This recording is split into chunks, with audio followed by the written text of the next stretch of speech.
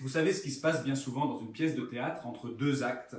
On tire le rideau, on éteint les lumières et on change le décor. Et en faisant ça, on change en fait le contexte de ce qui va se passer sur la scène.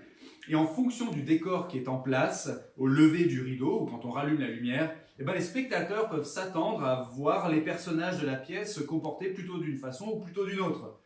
Le décor, c'est ce qui donne une certaine perspective à l'action qui se déroule sur la scène, n'est-ce pas? Si au lever du rideau, on découvre le décor d'une chambre à coucher confortable et luxueuse, on ne va pas s'attendre à y voir se passer exactement la même chose que si le décor représente, disons, l'orée d'un bois à l'automne ou une ruelle étroite et déserte à la tombée de la nuit. Pensez-y un instant. Le décor qui est installé guide notre interprétation de ce qui se passe sur la scène. Et voici la question que je veux soulever ce matin. Quel est le décor de l'action qui se déroule aujourd'hui sous nos yeux?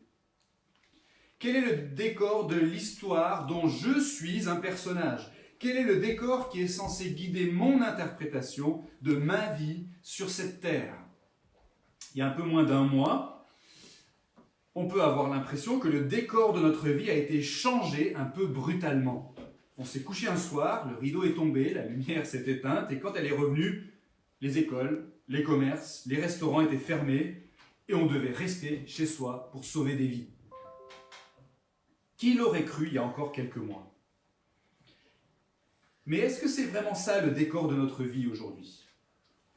Le Covid-19 a pris beaucoup de place très soudainement. Bien sûr que beaucoup de choses de notre quotidien sont conditionnées par ce nouveau contexte. Mais est-ce qu'il n'y a pas un décor plus grand encore que celui-là? Quelque chose d'autre en arrière-plan qui devrait guider notre perception et notre interprétation même de cette pandémie et de tous ces chamboulements qu'elle est en train de provoquer sur le plan social, économique et même géopolitique? La réponse est oui. Oui, il y a un décor plus grand. Il y a quelque chose d'autre en arrière-plan.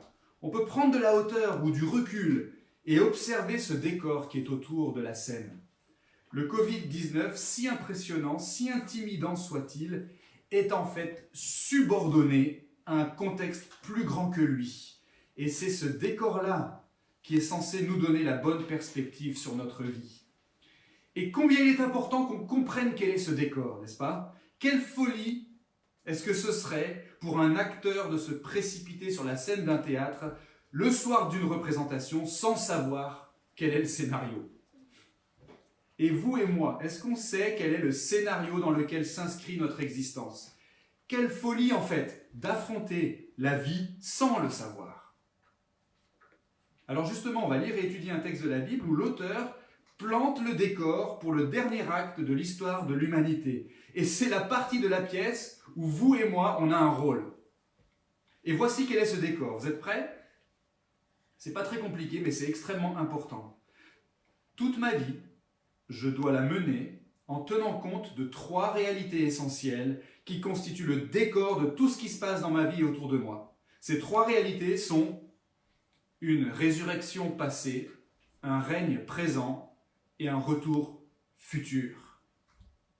Une résurrection passée, un règne présent, un retour futur. La résurrection passée du Seigneur Jésus, bien sûr, le règne de Jésus et le retour de Jésus. Et le jour de Pâques, lorsque Jésus, il y a à peu près 2000 ans, est sorti du tombeau vivant, corps et âme, ça a été en quelque sorte le lever de rideau de ce dernier acte de l'histoire de l'humanité. Et le décor, il n'a pas changé depuis. C'est un décor qui nous informe que notre vie se déroule en terrain conquis. En terrain conquis. Il y a une résurrection passée, un règne présent, un retour futur. Le monde appartient à Jésus et on lui est tous redevables, qu'on le sache ou non, et qu'on le croie ou non, et qu'on soit d'accord ou non. Parce que la Bible le dit. On va donc lire l'introduction du livre de la Bible intitulé « Les Actes des Apôtres ». L'auteur de ce texte s'appelle Luc, et il adresse son récit à un ami à lui qui s'appelle Théophile. Il a écrit un premier tome, c'est l'Évangile selon Luc, c'est aussi une autre section du Nouveau Testament, l'Évangile selon Luc, qui raconte la vie de Jésus sur la terre avec sa mort et sa résurrection. Mais maintenant, ce deuxième tome, intitulé « Les Actes des Apôtres », c'est la suite de l'histoire. Et nous, aujourd'hui, en 2020, on appartient à cette suite. Vous allez voir que Luc, c'est un bon écrivain, et dans son introduction, il annonce son plan. Il annonce le plan de l'histoire. Il plante le décor qui doit guider notre perception de tout ce qui se passe autour de nous. Alors lisons ce texte, Livre des Actes, chapitre 1, les versets 1 à 11.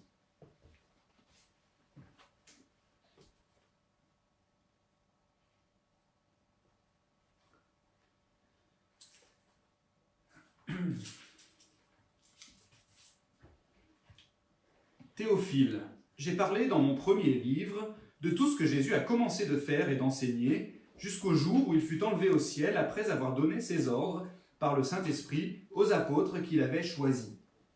C'est à eux aussi qu'avec plusieurs preuves il se présenta vivant après avoir souffert et leur apparut pendant 40 jours en parlant de ce qui concerne le royaume de Dieu. Comme il se trouvait avec eux, il leur recommanda de ne pas s'éloigner de Jérusalem, mais d'attendre la promesse du Père, dont, leur dit-il, vous m'avez entendu parler, car Jean a baptisé d'eau, mais vous, dans peu de jours, vous serez baptisés d'Esprit Saint. Eux donc, réunis, demandèrent, « Seigneur, est-ce en ce temps que tu rétabliras le royaume pour Israël ?» Il leur répondit, « Ce n'est pas à vous de connaître les temps ou les moments que le Père a fixés de sa propre autorité. Mais vous recevrez une puissance, celle du Saint-Esprit survenant sur vous, et vous serez mes témoins à Jérusalem, dans toute la Judée, dans la Samarie et jusqu'aux extrémités de la terre. » Après les avoir dit cela, il fut élevé pendant qu'ils le regardaient, et une nuée le déroba à leurs yeux. Et comme ils avaient les regards fixés vers le ciel, pendant qu'ils s'en allaient, voici que 2 hommes, en vêtements blancs, se présentèrent à eux et dirent « Vous, Galiléens, pourquoi vous arrêtez-vous à regarder au ciel?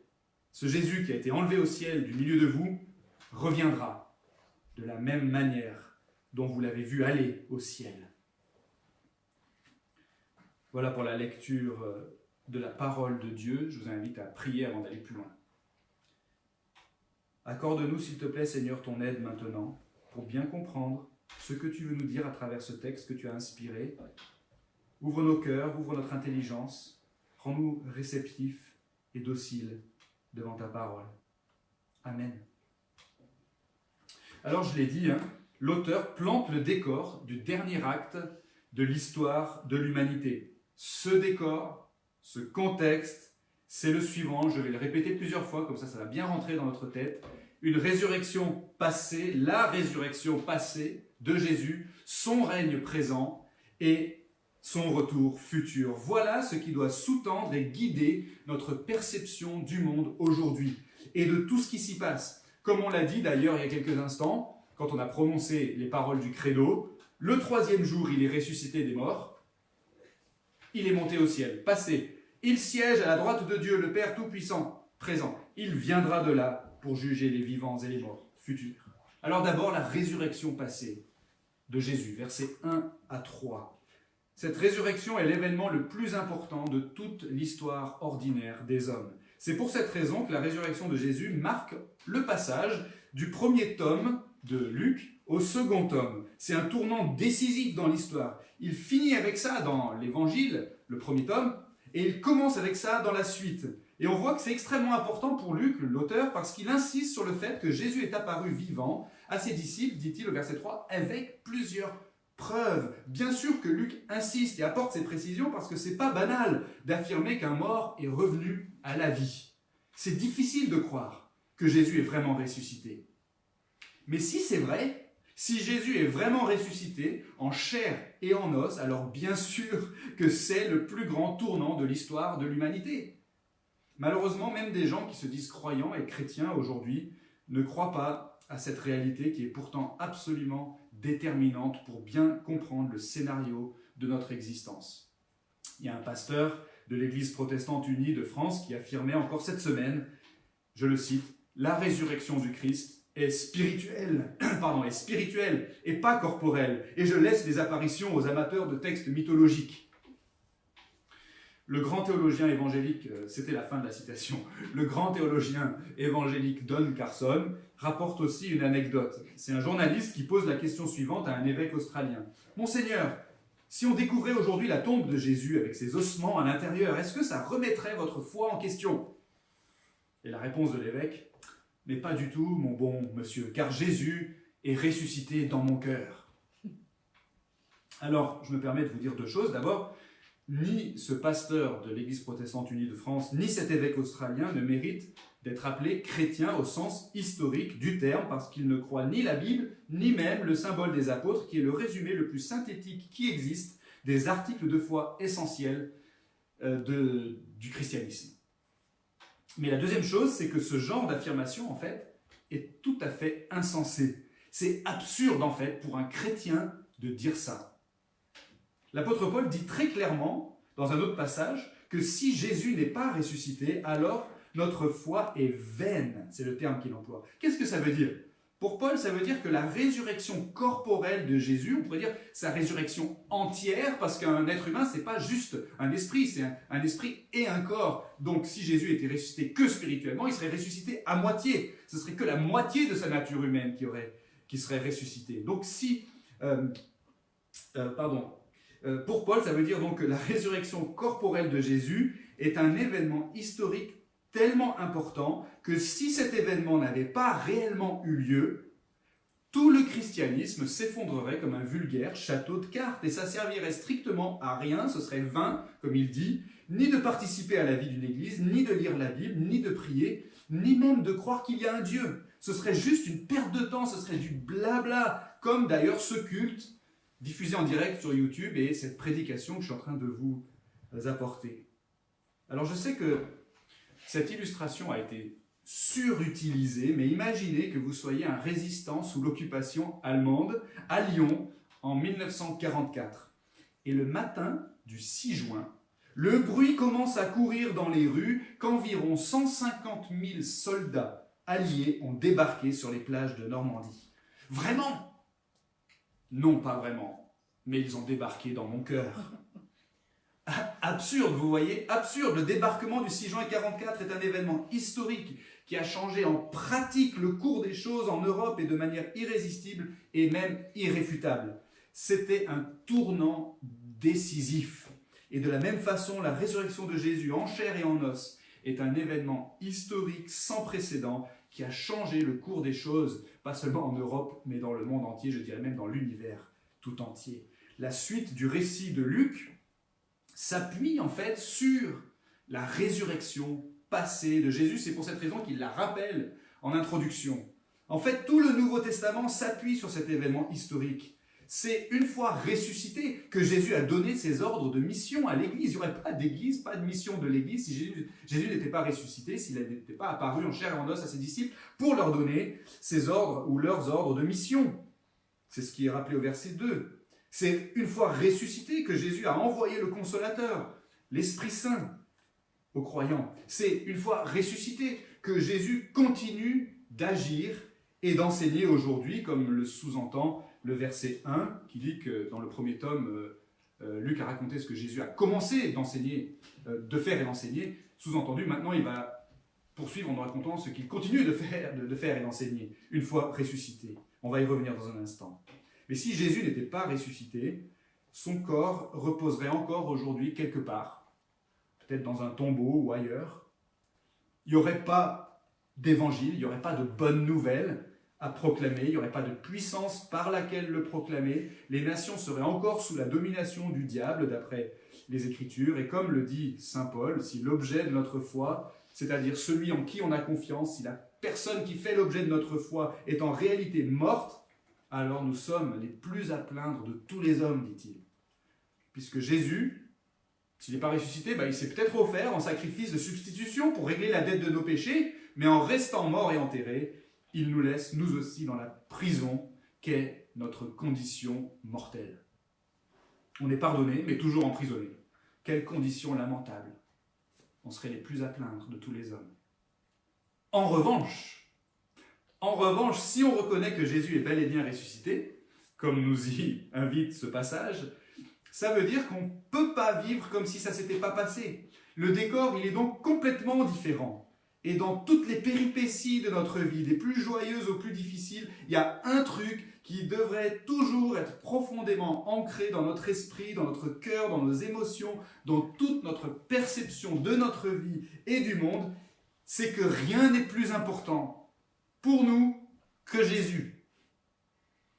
Pourquoi ? Parce que notre plus gros problème, en tant qu'êtres humains mortels, notre plus gros problème, c'est ce cocktail toxique constitué du mal qui habite en nous et de la mort qui fait capoter notre existence. Et rien ni personne n'est plus fort que notre plus gros problème, à part Jésus. Et il l'a prouvé par sa résurrection. Ni l'argent, ni la célébrité, ni la forme physique, ni la santé, ni l'amour de son petit ami ou de sa petite amie, ni la sexualité, ni l'écologie, ni le pouvoir politique, ni les œuvres caritatives, ni le possible vaccin contre le Covid-19, ni même la chloroquine, ni même le professeur Raoult ne sont plus forts que le mal et la mort qui nous retiennent prisonniers en tant qu'êtres humains. Il n'y a que Jésus qui est plus fort que notre plus gros problème. Donc il y a un décor autour de nous qui doit guider notre perception de notre vie et du monde. Premièrement, une résurrection passée, celle du Seigneur Jésus. Mais deuxièmement, il y a un règne présent. Un règne présent. Regardez versets 4 à 9, comment Luc plante le décor. Jésus rappelle à ses disciples qu'il va leur envoyer le Saint-Esprit, versets 4 et 5, puis il leur explique en substance quelle sera leur mission en son absence, versets 6 à 8. Et ensuite, qu'est-ce qui se passe au verset 9 ? Il est élevé, nous dit le texte, et il disparaît dans les nuages. Ok, qu'est-ce qui vient de se passer ? On s'imagine parfois que Jésus s'est télétransporté dans un monde parallèle et qu'il s'est retiré en dehors de la création. Jésus, il est ressuscité, puis ensuite, il a dit au revoir à ses disciples, il est parti. Il n'est plus avec nous. On ne sait pas trop où il est exactement, on sait juste qu'il va revenir un jour parce qu'il l'a dit. Et il a envoyé le Saint-Esprit pour faire l'intérim, en quelque sorte, pour compenser son absence, pour nous consoler, puisqu'il est appelé le consolateur, et tenir la barque en l'absence de Jésus, pendant que Jésus se repose auprès de son Père, auprès de Dieu le Père. Alors c'est pas comme ça en fait. C'est pas comme ça. Quand on dit que Jésus est monté au ciel, après sa résurrection, c'est ce qu'on dit dans le credo, et c'est ce qu'on commémore le jour de l'Ascension, d'ailleurs, le jeudi de l'Ascension. Quand on dit que Jésus est monté au ciel, on ne dit pas qu'il a quitté la création, mais plutôt qu'il a été élevé au plus haut point de la création pour pouvoir régner sur toute la création, ciel et terre compris.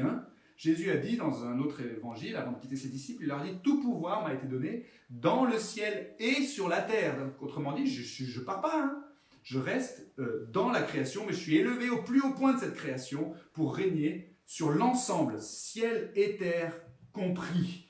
Et comme on l'a vu il y a 2 semaines, le Saint-Esprit, ce n'est pas simplement un intérimaire. Le Saint-Esprit, il est uni à Jésus, Dieu le Fils, en vertu de cette nature divine qu'ils ont en commun avec le Père d'ailleurs, de sorte que la communion au Saint-Esprit, c'est la communion au Père et au Fils. La présence du Saint-Esprit dans la vie des croyants et de l'Église, qui est mentionnée ici, qui est promise ici aux disciples, la présence du Saint-Esprit, ce n'est pas l'absence de Jésus, c'est plutôt la présence agissante de Jésus. La présence du Saint-Esprit, ce n'est pas l'absence de Jésus. La présence du Saint-Esprit, c'est la présence agissante de Jésus, si bien que Jésus a pu dire, concernant le déversement du Saint-Esprit, il a pu dire, comme on l'a vu il y a 2 semaines, « Je viens vers vous, je me manifesterai à vous ». Donc imaginez que vous soyez dans votre entreprise et vous avez un collègue de travail dans votre service avec lequel vous vous entendez vraiment pas bien, vous ne le supportez pas. Qu'est-ce que vous aimeriez le voir disparaître, celui-là ? Et voilà qu'un beau matin, vous arrivez au travail et vous remarquez que le bureau de votre collègue a été totalement vidé et nettoyé. Aucune trace du collègue désagréable. Votre cœur ne fait qu'un bond. C'est le plus beau jour de votre vie. Vous vous approchez d'un autre collègue et vous lui demandez, mine de rien, « Alors comme ça, Jean-Eudes ne travaille plus chez nous ?» Et votre collègue vous répond, « Ah, mais non, c'est pas ça en fait. Il a été promu à la direction du service. C'est lui notre chef maintenant. » C'est tragicomique, mais c'est un peu ça qui s'est passé avec Jésus, lorsque 10 jours plus tard, au chapitre suivant du récit de Luc ici, le Saint-Esprit est finalement déversé sur les disciples, eh bien, l'apôtre Pierre va prendre la parole, il va prêcher la première prédication chrétienne de notre ère. La première prédication chrétienne de ce dernier acte de l'histoire des hommes. Et Pierre, à ce moment-là, il s'adresse à des Juifs.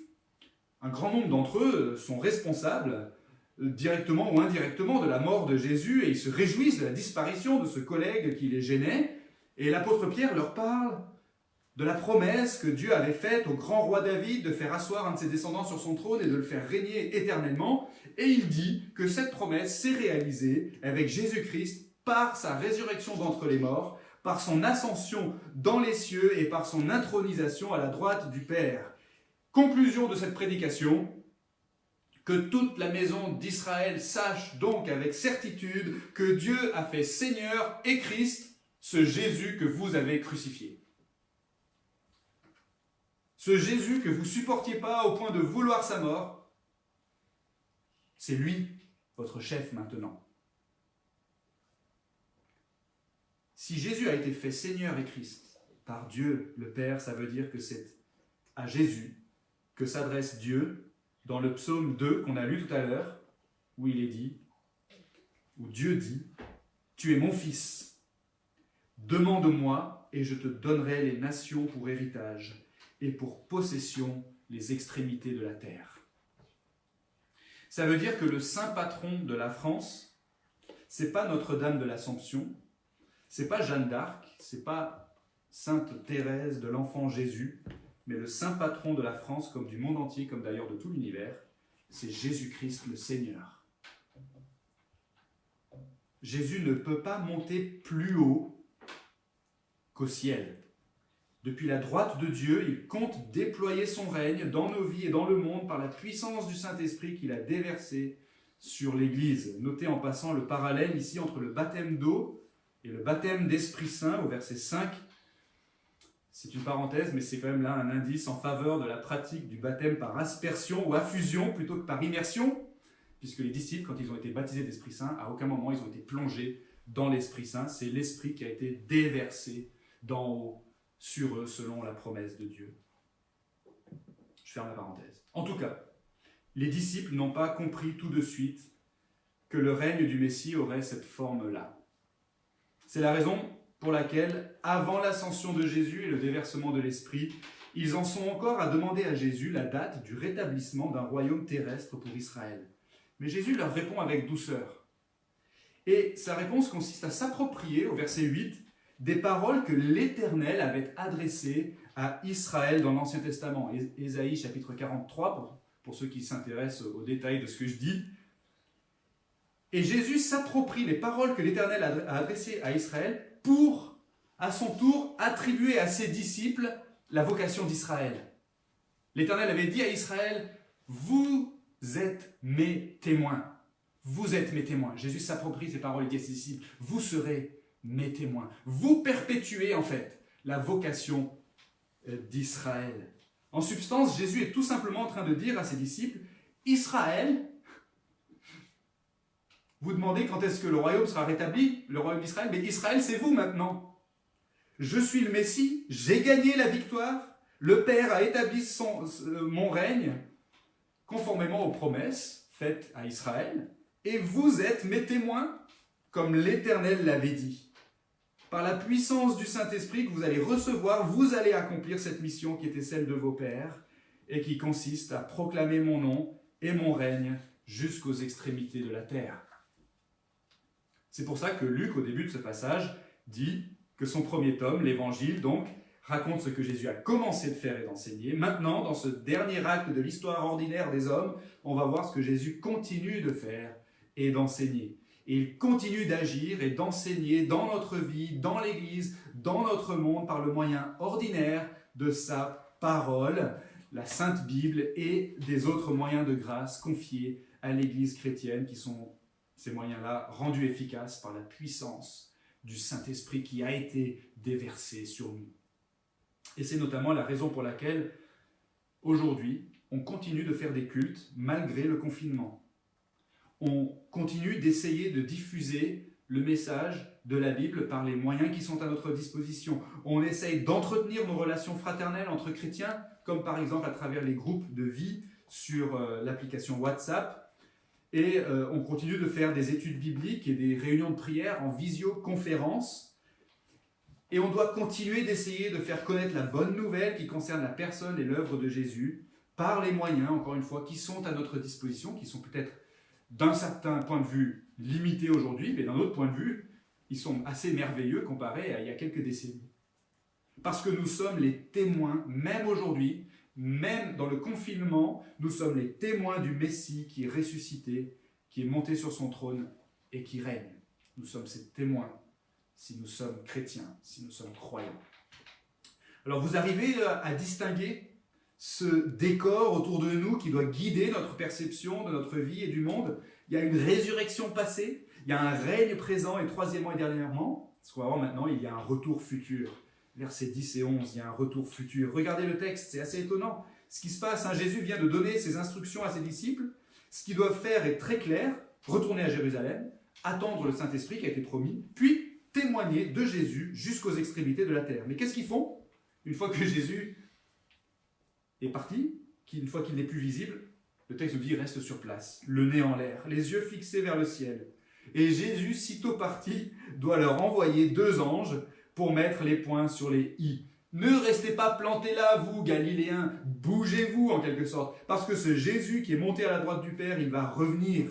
Il va revenir, leur disent-ils, de la même manière dont il est parti.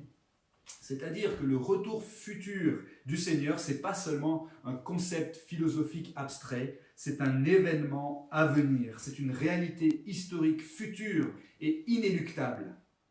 Alors la suite du récit nous apprend que les disciples, en prenant conscience de cette réalité, se rappellent effectivement leurs ordres de mission.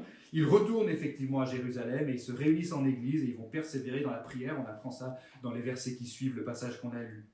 Et ils vont persévérer ensemble en église, dans la prière, en attendant de recevoir le Saint-Esprit qui ensuite va leur donner la puissance d'accomplir leur vocation, qui est celle de témoins du Messie dans le monde entier.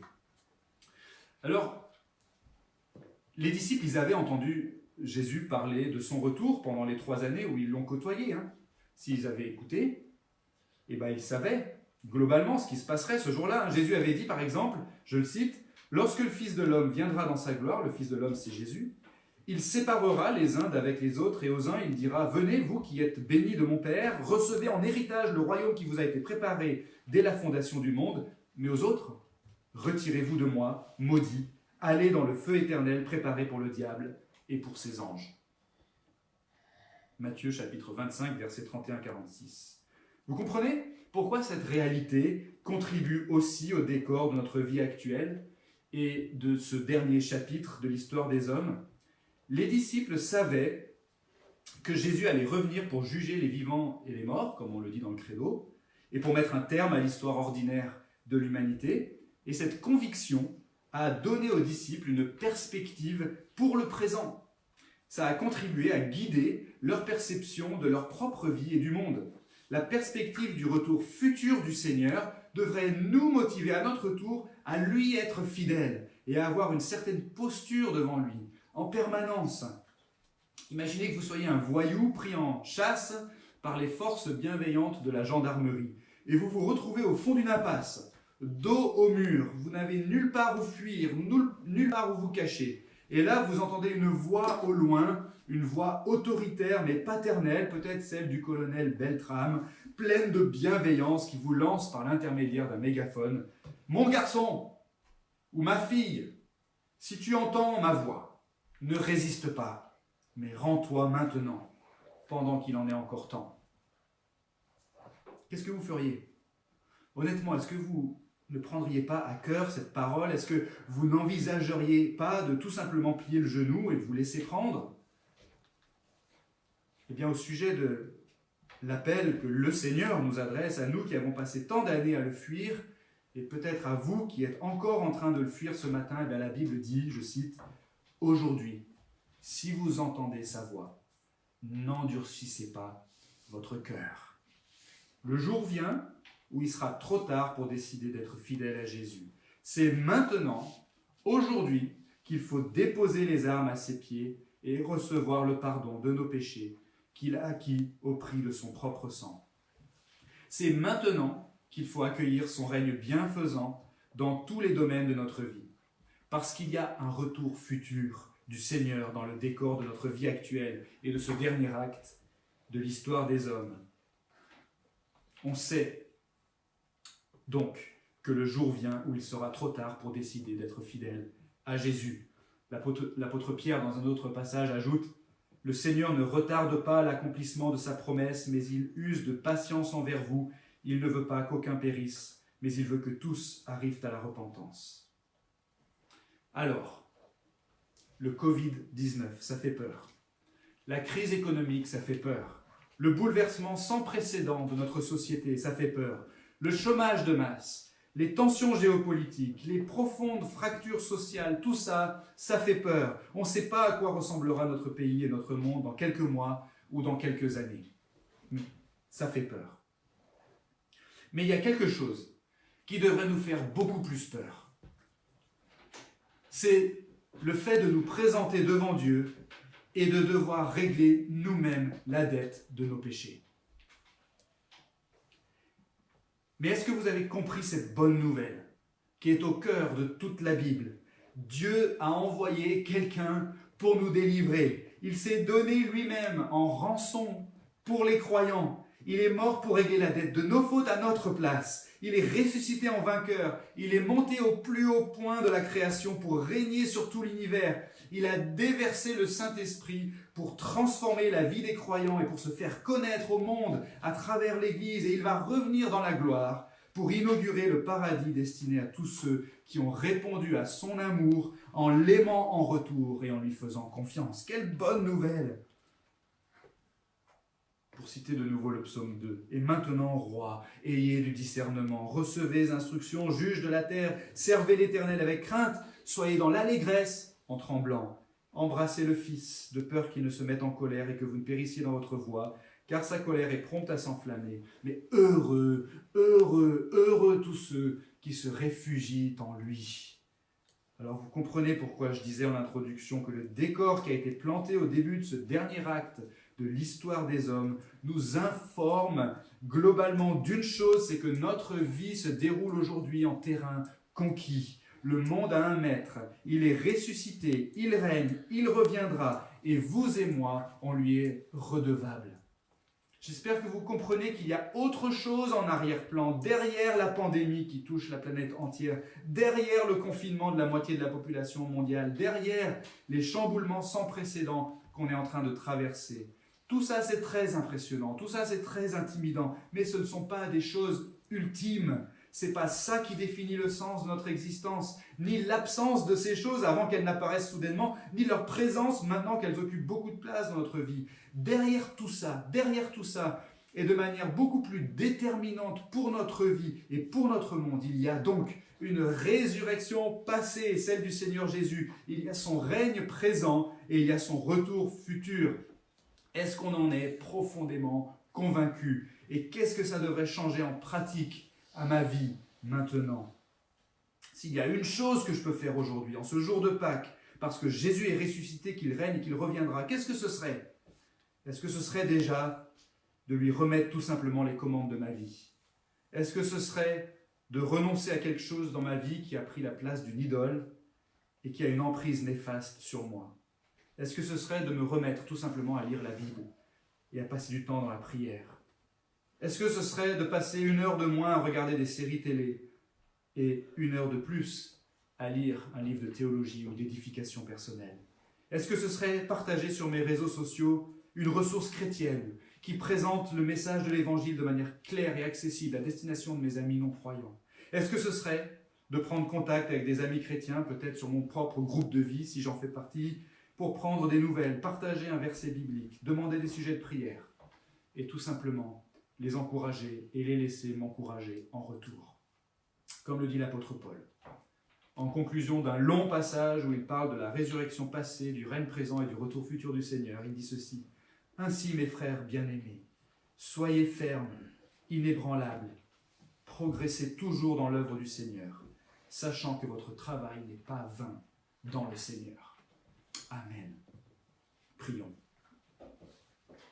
Notre Dieu, nous humilions devant toi et nous confessons que nous ne prenons pas pleinement la mesure de ce décor qui est planté pour notre existence et pour ce dernier chapitre de l'histoire ordinaire des hommes. Et nous te demandons, Seigneur, par ton esprit, de nous convaincre au plus profond de nous-mêmes de ces réalités, et qu'ainsi notre vie en soit transformée à ta gloire. Amen.